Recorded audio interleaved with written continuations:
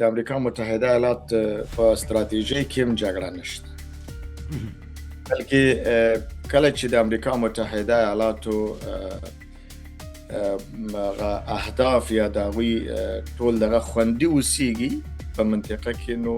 جګړې ته ضرورت نشته. بله دا ده چې د امریکا متحده ایالات اوس په لویو مسایلو کې درګیره ده، که هغه د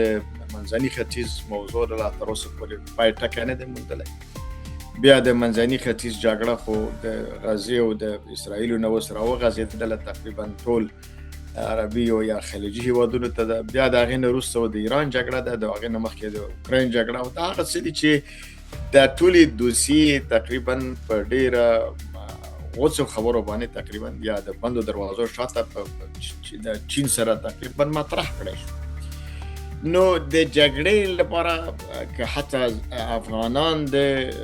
اوسني حاکم نظام سره یعنی غوڅ هغه افغانان چې یعنی ډېری افغانان دي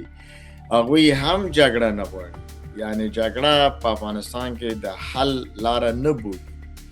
بلکې جګړه هغه ناخوالې چې تر اوسه پورې په افغانستان کې موږ ګالو دا د حل لاره نه ده. او صحیح ده چې ځینې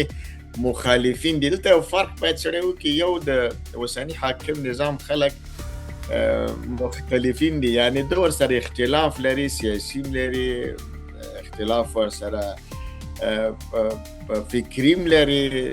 یا اختلاف ورسره په ډیرو مسایلو باندې لري، چې خصوصا فرضاً ځینې کسان لا پکې غاږ وکړي چې د